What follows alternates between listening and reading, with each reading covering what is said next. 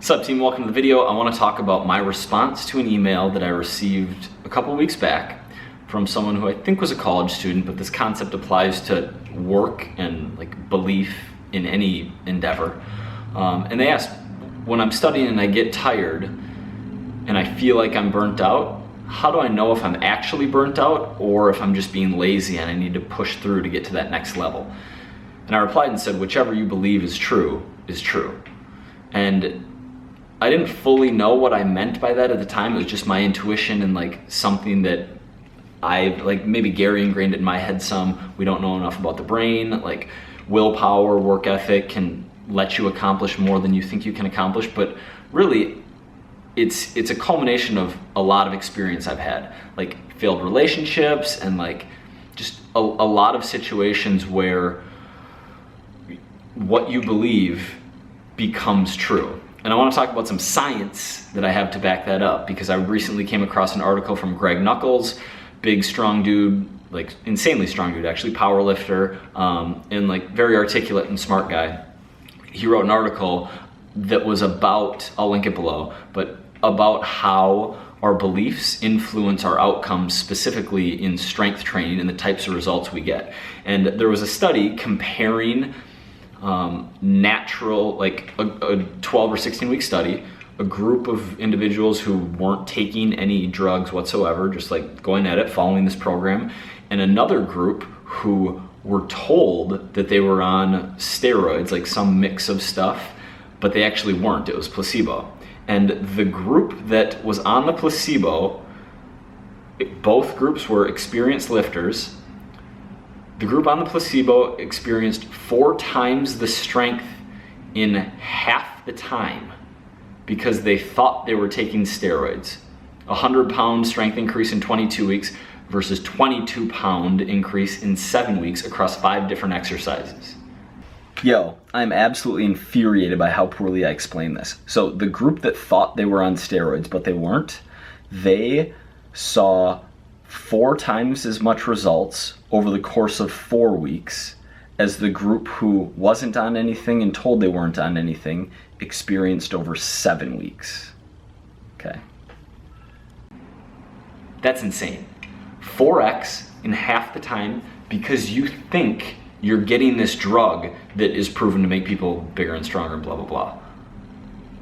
That's nuts. That's the brain. That's just I don't even know what to say. There's another really good article in here. I'll actually link the video in here as well. It's called the milkshake experiment, and I don't want to butcher this, but people are told that a milkshake, everyone gets a milkshake with the same number of calories in it. Some people are told it's lean and healthy, 120 calorie, and some are told it's a big filling 600 calorie. And ghrelin, a hormone which helps regulate hunger and is impacted by the number of calories you have eaten impacts ghrelin levels. So you shouldn't see an enormous disparity amongst averages because everyone's eating the same number of calories in these milkshakes.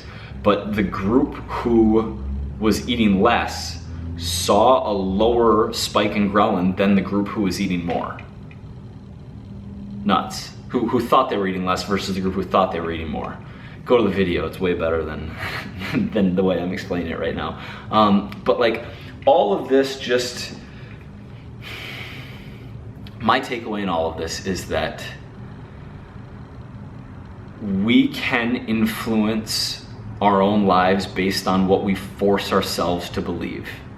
And whether that means reading stuff that's aligned with what we want to believe, whether that means surrounding yourself with people who have similar belief systems, or people who are doing things you want to be doing, or listening to podcasts, or just praying or meditating, or whatever gets you off, we can influence our outcomes based on how we think. And obviously, this is super woo-woo-y, right? But it's my experience. There's some real science to back it up. And I just don't see the downside of adopting that belief system, because not believing it is essentially forfeiting control of your life and of your outcomes, versus taking control and believing that you can choose what kind of outcomes you get. I was watching, my day-to-day started very, very unproductive. It started with like an hour of YouTube, and I was watching a Casey Neistat upload, and the title was $21,000 airplane ticket, and he was upgraded from business to first class, and on some international crazy flight, and it would have been a $21,000 ticket. He didn't actually pay that.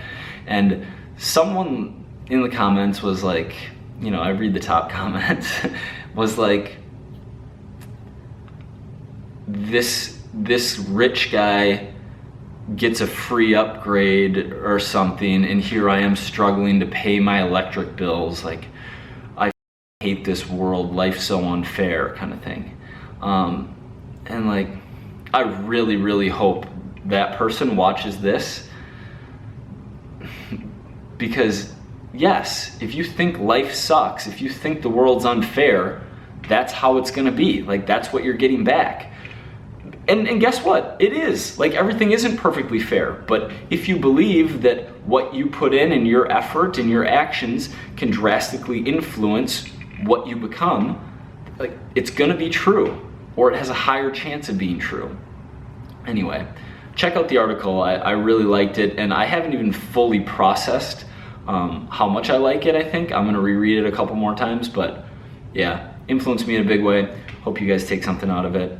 Hit the like button, please, even if you didn't like the video, because it helps my SEO and my reach and helps my channel grow. I'd super, super appreciate it, and I'm just whoring out for likes right now.